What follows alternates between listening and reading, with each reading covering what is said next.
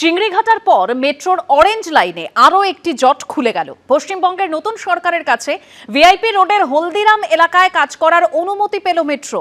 এবার দ্রুত নির্মাণ কাজ শেষ করা সম্ভব বলে আশাবাদী মেট্রো কর্তৃপক্ষ। চিংড়িঘাটা মেট্রোর যে কাজ প্রায় 2 বছর ধরে আটকে ছিল, রাজ্যে বিজেপি সরকার আসার পর তা মিটেছে মাত্র 120 ঘন্টায়। আর এবার সেই অরেঞ্জ লাইনের আরও একটি জট খুলল। চিংড়িঘাটার পর ভিআইপি রোডের হলদিরাম চত্বরে কাজ করার অনুমতি পেল মেট্রো। অভিযোগ, 2 বছর আগে এই কাজের জন্য অনুমতি চাওয়া হলো, তৎকালীন রাজ্য সরকার অনুমতি দেয়নি। বিজেপি সরকার আসার পরেই এই কাজের অনুমতি মিলেছে। রেল বিকাশ নিগম লিমিটেড একটি একমুখী রাস্তা তৈরি করছে। প্রায় 175 মিটার দীর্ঘ এবং 9 মিটার চওড়া এই রাস্তা ভিআইপি রোডকে চিনার পার্কের সঙ্গে যুক্ত করবে।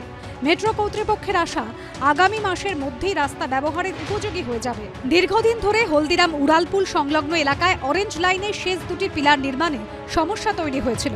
ওই অংশে যান চলাচল নিয়ন্ত্রিত না করলে কাজ এগোনো সম্ভব হচ্ছিল না। অভিযোগ, তৃণমূল সরকারের কাছে বারবার আবেদন করা হলেও অনুমতি মেলেনি। আর এবার সেই কাজ শুরু করলো মেট্রো।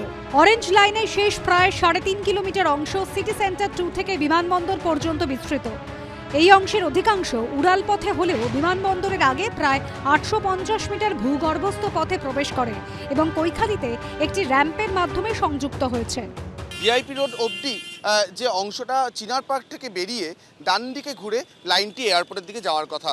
এখানে সামনে আমরা যে পিলারটি দেখতে পাচ্ছি, এটা 816 নম্বর পিলার এবং সেখান থেকে ডান দিকে এগোলে এই বাঁকটি শেষ করেই 817 নম্বর পিলার।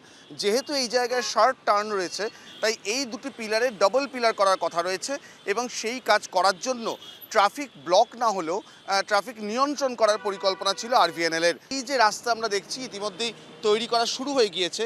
এই 175 মিটার লম্বা 9 মিটার চওড়া একটি রাস্তার অংশ তৈরি করে নেওয়া হচ্ছে। এই অংশটাকে ভিআইপি রোড থেকে গাড়ি সরাসরি চিনার পার্কের দিকে ঢুকে যেতে পারবে। এই রাস্তা তৈরি হয়ে গেলে ট্রাফিকের জটও থাকবে না বলেই মনে করছে আরভিএনএল কর্তৃপক্ষ। There is no bottleneck in orange line anymore. কোনো bottleneck এখন নেই।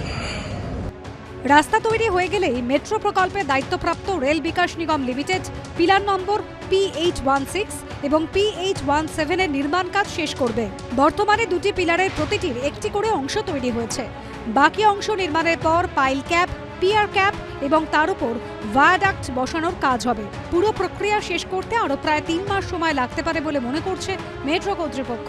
মেট্রো কর্তৃপক্ষের দাবি, নতুন রাস্তা চালু হওয়ার পর ট্রাফিকের উপর চাপ কমিয়ে দ্রুত নির্মাণ কাজ শেষ করা সম্ভব হবে। অরিত্রিক ভট্টাচার্যের রিপোর্ট, এবিপি আনন্দ, কলকাতা। এবিপি আনন্দ, এগিয়ে থাকে, এগিয়ে রাখে।